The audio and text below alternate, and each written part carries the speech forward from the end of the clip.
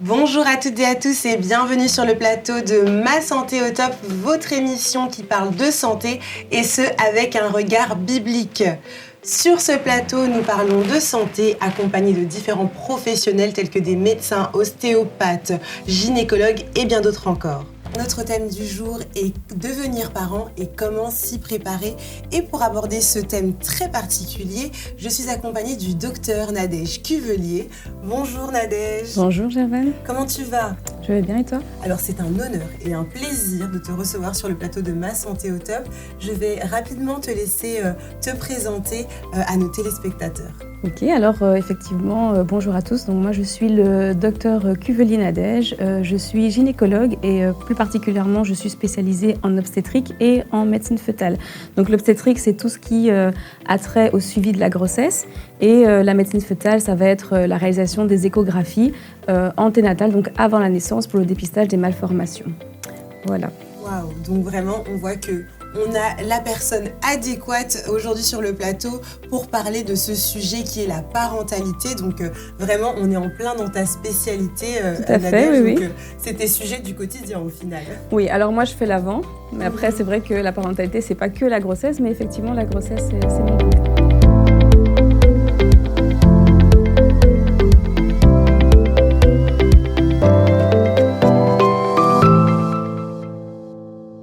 Devenir parent, c'est un petit peu découpé en plusieurs étapes. Et des fois, alors il y a cette première étape où d'abord il y a ce projet, cette envie d'accueillir un enfant au sein de son corps. Comment, au sein de cette première étape, on peut déjà se préparer? Qu'est-ce qu'on peut mettre en œuvre justement dans cette première étape où au final on n'est que dans cette phase de projet? Donc c'est vrai que lorsqu'on projette d'avoir un enfant, lorsqu'on a le temps d'y penser et de s'y préparer, on conseille toujours de passer quand même voir le médecin. Ça peut être le médecin généraliste, ça peut être le gynécologue si vous en avez un. Et ça permet en fait de faire le point, de voir votre état de santé de base. Il y a des personnes qui ont du diabète qui ne le savent pas, des personnes qui ont des problèmes de thyroïde, des personnes qui ont des problèmes de tension. Donc cette visite, ce rendez-vous chez le médecin va avoir pour but de déjà mettre en place ce qu'il faut si jamais il y a déjà des problèmes de santé au départ.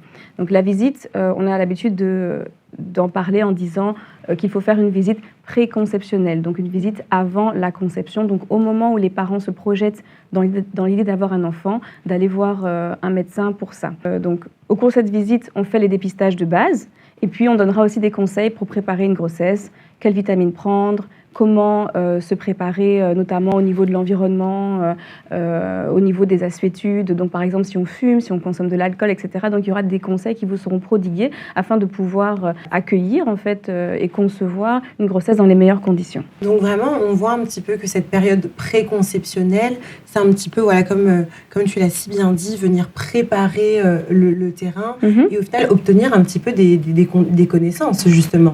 Tout à fait, parce que c'est normal de ne pas savoir, c'est normal surtout quand c'est une première grossesse, on n'a pas forcément toutes les connaissances, on ne sait pas trop où aller chercher, mais les informations, elles sont disponibles. Et donc, moi, je vous invite à aller voir votre médecin traitant, à aller voir votre gynécologue pour un peu vous renseigner sur ce qu'il y a lieu de faire.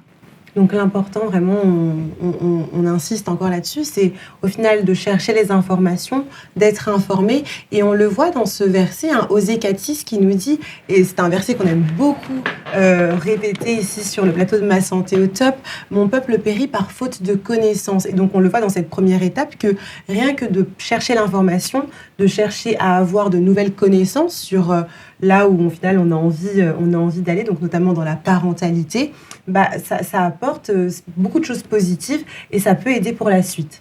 Oui, effectivement. Donc, c'est dommage parce que parfois, des troubles thyroïdiens, même discrets, peuvent empêcher de concevoir. Donc, c'est bien si on a l'occasion de les dépister et de faire part, en fait, de son projet au médecin parce que là aussi, il ajuste la prise en charge dépend en fonction de ce que vous voulez, de comment est-ce que vous envisagez votre vie. Donc, c'est très important. Alors, donc, on a vu période donc préconceptionnelle, c'est ça. Ensuite, donc voilà, on voit notre gynécologue, on est plein d'informations, on met vraiment toutes les grâces de notre côté pour pouvoir accueillir cette grossesse. Et puis vient ce fameux test de grossesse qui, par la grâce de Dieu, s'avère être positif. Qu'est-ce qu'on fait ? Alors, bon, quand le test de grossesse est positif, félicitations. Après, l'idée, c'est de commencer un suivi. Alors, c'est vrai que parfois, les gens sont très enthousiastes et donc, du coup, dès le test de grossesse positif, on prend rendez-vous à peine 3... Enfin, des fois, même, on n'a pas encore le retard de règles, on est déjà en train de prendre un rendez-vous. Il n'y a jamais vraiment d'urgence. La datation de la grossesse, au début, elle va se faire sur la base des dernières règles. Donc, quand est-ce que vous avez vos dernières règles et vous comptez plus ou moins 7-8 semaines d'aménorrhée, donc 7-8 semaines après les dernières règles, c'est le bon timing, je pense, pour faire une première consultation. Alors bien sûr, si vous n'avez pas eu l'occasion de demander des informations en préconceptionnel, si vous ne prenez pas encore de vitamines, etc., et que vous voulez juste savoir un peu les informations de base, vous pouvez toujours venir. Hein. Mais juste, parfois, quand on vient très très tôt, on ne voit pas encore la grossesse en échographie. Donc ça, il ne faut pas stresser pour ça. Donc le test de grossesse est positif, on entame un suivi, on va chez son gynécologue et à ce moment-là, on regarde un petit peu ce qui se passe. 7-8 semaines, en général, on voit la grossesse, on pourra voir si elle évolue, si elle est bien placée et on pourra commencer à faire les premières prises de sang, discuter des vitamines et donner les premières recommandations. Alors ça, bien sûr, c'est s'il n'y a pas de plainte particulière. Hein. Si tout va bien, début de suivi, 7-8 semaines de grossesse. D'accord, ok. Enfin, d'aménorrhée, en fait. Comment on choisit justement, parce que, alors, on a parlé donc du cas de figure où la patiente, le couple, a cette première visite préconceptionnelle, donc chez le gynécologue du couple, mais dans le cas où justement, voilà, il n'y a pas de gynécologue, on n'a jamais fait de rendez-vous, de consultation préconceptionnelle. Comment on choisit son gynécologue? Ou est-ce qu'on est obligé d'aller voir que son gynécologue? Est-ce que je peux aller voir mon médecin traitant ou quelqu'un d'autre? Enfin, comment on choisit, sur base de quoi? Comment on fait ce choix, qui est très important au final? C'est vrai, maintenant après, c'est difficile de donner des recommandations très claires. Je pense que c'est beaucoup du bouche à oreille. Hein, donc les gens vont avoir une bonne expérience avec tel ou tel gynécologue et donc du coup, ils vont aller là-bas. Vous pouvez, pour un premier rendez-vous, aller chez votre médecin traitant. En général, lancer une prise de sang début de grossesse, mettre des vitamines, le médecin traitant peut le faire. Donc si on est en confiance avec son médecin traitant, il n'y a pas de souci. Et puis après, effectivement, prendre le temps de choisir quelqu'un. Et ce que je pense, c'est que le plus important, c'est que vous choisissiez une personne avec laquelle vous êtes à l'aise. Donc de ne pas hésiter, si à un moment donné, on ne se sent pas à l'aise avec le prestataire avec lequel on est en face, ça peut arriver de changer de prestataire et puis de se fixer avec une personne avec laquelle on est à l'aise. Et là, les tempéraments des gens sont différents.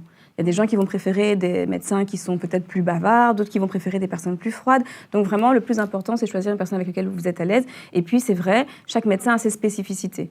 Donc, il y a des médecins qui font plus de la chirurgie, dans les gynécologues. Il y a des gynécologues qui vont faire plus de l'obstétrique. Donc, c'est vrai que pour un suivi de grossesse, c'est bien d'avoir affaire à une personne qui est obstétricienne. Donc voilà. Oui, j'aime beaucoup ce que tu es en train de dire et je me permets de rebondir justement dessus. C'est qu'on parle beaucoup en ce moment de ce phénomène d'être acteur de sa santé. Et donc justement, je pense que ça entre dans ce que tu dis, dans le sens de je peux avoir une première consultation donc chez un gynécologue, mais je peux aussi garder à l'esprit que je reste ouvert à ce que ça se passe pas forcément, enfin que le rapport ne soit pas forcément très bien et que c'est OK de changer, c'est OK d'avoir un gynécologue et finalement de ne pas avoir un bon feeling et d'aller voir un autre praticien et de chercher quelqu'un d'autre et de ne pas forcément rester cantonné sur un praticien parce que c'est un gynécologue et que c'est comme ça, je suis tombée sur lui et voilà, il n'y a pas de fatalité. Non, je pense vraiment que, et je crois qu'il faut être assez ouvert sur ça en fait et être capable de le dire, voilà, je me dirige vers quelqu'un d'autre pour telle ou telle raison, prévenir votre ancien gynécologue et puis vous changer de suivi. Et ça, je pense que même en tant que praticien, il ne faut pas forcément le prendre personnellement, il y a vraiment des personnalités différentes et je crois que pour le suivi de la grossesse, le plus important, c'est que les gens se sentent à l'aise. Voilà. Donc, vous avez une consultation avec votre gynécologue, vous lui posez les questions que vous avez à lui poser. Si à un moment donné, vous ne vous sentez pas à l'aise, être capable de le dire et de chercher une personne qui vous convienne. Il n'y a pas de souci. Le plus important, c'est que dans le suivi, vous vous sentiez accompagné et à l'aise. Ok. Donc là, on t'entend souvent donc répéter et parler du mot donc de suivi. Donc justement, alors quand on entre vraiment véritablement dans ce parcours-là, dans cette aventure, cette belle aventure qu'est la grossesse, de quoi est constitué justement ce suivi de grossesse? À quoi est-ce qu'il faut s'attendre? Voilà, je suis enceinte, j'ai rencontré mon médecin généraliste qui m'a peut-être recommandé un gynécologue. Ok, et ensuite? Et ensuite, effectivement, il va falloir décider de quel type de suivi on parle. Et c'est vrai que là, il y a plein de choses qui peuvent exister. Donc là, on a parlé du médecin généraliste, on a parlé du gynécologue. Alors, il y a toujours une base médicale, parce qu'il y aura des examens qui vont devoir être effectués. Et ces examens-là doivent être prescrits par un médecin généraliste ou gynécologue. Maintenant, autour du suivi, il peut y avoir des sages-femmes, il peut y avoir des kinés, il peut y avoir des doulas. Enfin, il y a vraiment plusieurs modalités dans le suivi. Ça peut se faire dans l'hôpital, ça peut se faire en maison de naissance, ça peut se faire dans une maison médicale. Donc, il y a des médecins généralistes qui, eux, ont des formations pour le suivi de grossesse et qui font tout le suivi de grossesse. Donc, voilà. Une fois qu'on commence le suivi, il faut un peu se poser la question, qu'est-ce que vous voulez finalement? Quel type de suivi? En gardant en tête que l'idée, quand même, c'est qu'il y a des étapes qui doivent être faites.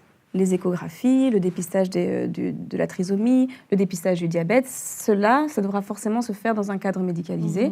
Mais autour de ce cadre médical, vous pouvez très bien faire toutes vos consultations chez une sage-femme, vous pouvez très bien faire impliquer une doula, ça dépend un peu de vous. Je pense vraiment que la chose la plus importante, c'est d'être tout à fait conscient de, OK, dans quelle catégorie je me trouve ? Est-ce que je suis dans une catégorie qu'on considère à bas risque? Ça veut dire, voilà, première grossesse, patiente jeune, pas d'antécédents, pas de complications. Alors, effectivement, tout est possible. Ou alors, est-ce que je suis dans un cadre où, en fait, ma grossesse est quand même à risque? Et alors là, on va directement plutôt aller vers le médical. Parce que parfois, effectivement, dans le suivi, on va beaucoup mettre l'accent sur la question du bien-être, la manière dont on veut accoucher, etc. Et le fait d'être bien. Mais il ne faut pas que ça occulte d'éventuelles complications. Donc, si une personne se sait avoir des antécédents importants ou se sait être à risque dans le cadre de sa grossesse, eh bien, il faut se diriger vers une structure médicale et être suivi par un gynécologue. Donc, voilà. Et puis après, comment va s'organiser le suivi? Alors, il y a deux vraiment aspects du suivi, parce qu'il y a la maman d'un côté et puis il y a le bébé. Et donc, pour la maman, c'est environ une fois par mois. On va voir la patiente en consultation. Et donc ces consultations-là, elles peuvent très bien être faites par une sage-femme, par exemple. Et donc, une fois par mois, on va vérifier qu'il n'y a pas de complications liées à la grossesse. Pas de diabète, pas de problème de tension, pas de prise de poids excessive, donc pas de problème de thyroïde. Donc, c'est vraiment le but de ces consultations-là. Ces consultes qu'on fait une fois par mois, il ne va pas forcément y avoir une écho, en fait. Donc, souvent, on en fait une juste pour rassurer les parents, pour voir le cœur, mais garder en tête que cette échographie-là, elle n'est pas... Et on ne va pas regarder les choses en détail, elle est vraiment facultative. Parce que là, on regarde vraiment la maman. On regarde comment est-ce qu'elle tolère la grossesse. L'autre partie du suivi, c'est vraiment l'échographie. C'est le moment où on va regarder le bébé en détail et où on va rechercher en fait, des signes de problèmes de développement. Ah oui, donc parce qu'il y a vraiment cette distinction, parce que c'est vrai que communément, quand on n'est pas forcément, on ne connaît pas un petit peu le milieu médical, souvent quand on parle de suivi de grossesse, on pense aussi généralement qu'aux échographies. L'échographie est juste une infime partie de tout le suivi global de la grossesse. C'est ça, c'est un des aspects et c'est l'aspect par lequel on va accéder au bébé et voir si le bébé se développe bien. Et ça, c'est 3 échographies sur la grossesse. Qui sont obligatoires. Bon, rien d'obligatoire, mais effectivement, on considère que 3 échos sur la grossesse, c'est suffisant pour évaluer le bébé. D'accord. Et on les fait plus ou moins à quelle période? Est-ce qu'il y a des moments bien prédéfinis? C'est ça, oui. Donc, il y a l'échographie au premier trimestre. Donc, cette échographie-là, elle se fait entre 12 et 14 semaines. À ce moment-là, on va pouvoir faire le dépistage des grosses malformations, mais aussi le dépistage de la trisomie. Donc, la trisomie 21, mais aussi les trisomies 13 et 18. Donc, le bébé, à 13 semaines, il est formé. On voit les doigts. 13 semaines, du coup, c'est en termes de mois. En fait, en mois, c'est difficile à exprimer. On va dire 3 mois, mais c'est vrai que les mois, c'est un peu imprécis. Oui. Mais Parce que souvent, on parle de mois et dans le milieu médical, on nous parle de semaines. Oui. Mais c'est très difficile des fois de savoir un petit peu, avoir une représentation bien claire que 13 semaines, ça veut dire plus ou moins... je comprends. Alors moi, ce que je dis souvent à mes patients, c'est que nous, effectivement, on va s'exprimer en semaines parce que c'est très précis. Quand vous dites un mois, un mois, c'est pas 28 jours. Donc, c'est quoi? C'est 5 semaines, 4 semaines. Donc, du coup, au bout de 3-4 mois, vous avez perdu des mois. Au bout de 3-4 mois, si vous avez compté 4 semaines, vous n'êtes plus tout à fait juste dans votre compte. En effet. Donc, avec les semaines, on va être assez précis au jour près. C'est pour ça qu'on parlera toujours en disant 13 semaines plus 4 jours, 13 semaines plus 2 jours. Votre repère, c'est que la date qu'on vous donne, c'est 40 semaines. D'accord? Donc, la fin de la grossesse, c'est 40 semaines. Quand on vous dit que vous êtes à 13 semaines, vous êtes plus ou moins au tiers. Quand vous êtes à 20 semaines, vous êtes plus ou moins à la moitié. À la moitié. Voilà. D'accord. Ah oui, donc voilà, c'est effectivement. Juste pour être plus précis. Oui, donc effectivement, 13 semaines, c'est la fin du premier trimestre, on va dire environ 3 mois, même si ce n'est pas exactement ça. D'accord. Donc il y a dans ce suivi de grossesse, les 3 échographies, les consultations, donc on a une fois par mois avec sa sage-femme, où on essaye justement de surveiller qu'on reste toujours dans un état un petit peu de que la patiente tolère bien la grossesse, de la grossesse, et ce tout au long de la grossesse au final. Tout à fait, jusqu'à la fin. Donc, tu as parlé de la trisomie 21. Est-ce qu'il y a d'autres examens aussi qui sont réalisés justement Donc, si on parle du suivi échographique, donc c'est l'écho du premier trimestre entre 12 et 14 semaines, où là, effectivement, on fait le dépistage des trisomies et des grosses malformations, et on va aussi faire la datation précise de la grossesse. Alors attention, la datation, c'est pas une prédiction du moment où on va accoucher. Ça, nous, on ne sait pas. On ne sait pas dire quand les gens vont accoucher, mais c'est une manière pour nous de connaître l'âge du bébé. D'accord. Parce qu'à ce terme-là, en fait, les bébés, il n'y a pas tellement de différence. Les bébés ont une taille qui correspond à leur âge. Donc, on les mesure. À partir de là, on définit l'âge de la grossesse et ça nous permettra de suivre, en fait. Parce que forcément, quand une dame fait une complication, c'est pas pareil quand elle a 37 semaines, quand elle a 24 semaines. Parce qu'on n'agit pas de la même manière. Donc, c'est très important pour nous d'avoir l'âge de la grossesse. Et c'est aussi pour ça qu'on est en difficulté quand les patientes se font suivre tardivement, parce qu'à ce moment-là, vous venez à 20 semaines. En fait, les bébés, déjà, ils commencent à avoir leur morphologie. Certains sont plus grands, certains sont plus petits. Qui devient difficile. Voilà, et donc du coup, on a du mal à les dater. Et du coup, au niveau des prises en charge, c'est un peu plus difficile. Donc l'écho du premier trimestre, très importante pour la datation et parce qu'elle permet aussi de faire le premier dépistage des malformations. Mais c'est vrai que le bébé est encore petit, donc on ne verra pas tout. Au deuxième trimestre, c'est entre 20 et 24 semaines, plus ou moins. À ce moment-là, on fait vraiment l'échographie où on va vraiment regarder toute la formation des organes. C'est d'ailleurs celle qu'on appelle l'échographie morphologique parce qu'effectivement, on regarde la morphologie, l'anatomie du bébé pour voir si tout semble normal et dépister d'éventuelles malformations. Et puis, à la fin de la grossesse, enfin, au troisième trimestre, 32 semaines, donc ce n'est pas tout à fait la fin, mais entre 30 et 34 semaines, on fera une troisième écho. On en profitera pour regarder à nouveau la formation du bébé, mais ce sera surtout l'occasion de vérifier que le bébé est en sommet, voir s'il est en siège, et de voir sa position. La tête, oui. Okay. On regardera la tête du bébé, voir si elle est en bas, ou alors si c'est les fesses qui se présentent en bas, parce qu'à ce moment-là aussi, on met des choses en place, et on regardera le poids. Donc oui, c'est vraiment en fait un petit peu, à chaque fois, ces différents examens permettent d'ajuster un petit peu notre angle de tir. Et des fois, là où on avait pris une direction en début de suivi de grossesse, peut-être qu'à la fin, la direction change totalement, la prise en charge peut aussi totalement changer. Tout à fait, tout à fait. En fait, c'est vraiment un phénomène continu, hein, donc on ne sait pas dire au début de la grossesse comment ça va se passer à la fin. Mais voilà, le but, c'est d'accompagner, d'observer, et quand on voit quelque chose, si ça demande une prise en charge, on le met en place. Et donc, au-delà du suivi échographique, il va aussi y avoir le dépistage de complications, par exemple des problèmes de tension pendant la grossesse, des problèmes de diabète, et de s'assurer que la patiente en fait tolère bien. Donc c'est surtout ça les examens. Échographie, prise de sang au premier trimestre, prise de sang pour le diabète, et puis en fin de grossesse, on regardera aussi à préparer l'accouchement, s'assurer qu'il n'y a pas de problème de coagulation, donc qu'il ne risque pas d'y avoir de problème de saignement au moment de l'accouchement, s'assurer que la patiente n'est pas anémique, et prévenir une éventuelle anémie parce que justement si elle devait accoucher et perdre beaucoup de sang, ça peut être un problème. Donc voilà, c'est à ça que servent tous les examens pendant le suivi de grossesse. Donc c'est vraiment très très très intéressant, vraiment tout ce que tu nous partages là, un petit peu vraiment, on s'enrichit vraiment en connaissances. Et alors justement, donc on a vu un petit peu donc tout ce qui englobait ce suivi de grossesse. Et maintenant, on arrive à cette épreuve, ce moment tant attendu, le moment où on va enfin rencontrer son enfant, l'accouchement.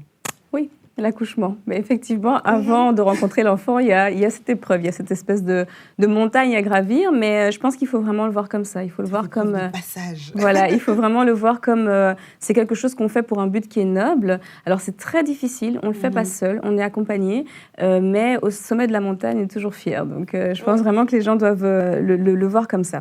Alors l'accouchement, c'est un peu comme le suivi de la grossesse. Il peut y avoir des choses Enfin, on s'adapte au fur et à mesure. En fait, pendant tout le temps de l'accouchement, la patiente est monitorée, le bébé est monitoré, et tout peut très bien se passer, tout comme il peut y avoir des choses qui sont un petit peu inattendues, qui se passent pas exactement comme on veut. Et par exemple, simplement, on peut arriver en travail et en fait, le bébé, il se présente avec les fesses en bas. Bon, on accouche par le siège, donc pas de stress, mais ça peut être un peu inattendu. On peut avoir des problèmes de rythme pendant le travail, et donc parfois aussi on peut accoucher par voie basse. Donc c'est ça, au niveau du cœur du bébé, le rythme du bébé qu'on va surveiller pendant tout le temps de l'accouchement. Des fois, les choses peuvent ne pas être tout à fait parfaites, mais donc nous, notre rôle pendant l'accouchement, c'est d'accompagner et d'adapter. Donc de la même manière, pendant le suivi, on va s'adapter s'il y a des choses qui apparaissent. C'est pareil. L'accouchement, quand on rentre dedans, eh bien, on ne sait pas exactement comment ça va se passer, mais c'est pas grave, vous n'êtes pas seul. Et donc, du coup, nous, on s'adapte et on suit au fur et à mesure. Et donc, il y a plusieurs façons d'accoucher.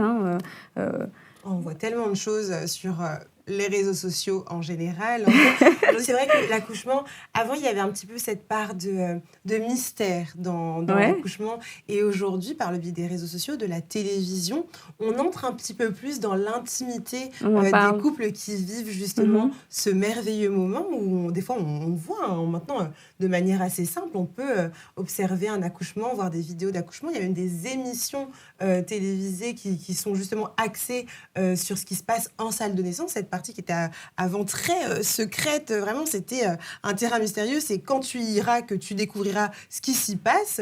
Et est-ce que du coup, on peut vraiment se préparer à un accouchement, ou alors c'est mieux de se dire je ne me prépare à rien et je laisse les choses venir à moi. Je m'en remets au Seigneur et voilà. Alors, je pense que c'est bien de se préparer, et là encore, ça dépend de la personnalité de chacun. Donc, toutes les femmes n'en ressentent pas le besoin, et c'est pas mauvais. Donc, une femme qui dit, en fait, moi, je ressens pas nécessairement le besoin de se préparer, elle va forcément moins bien faire les choses, je ne pense pas.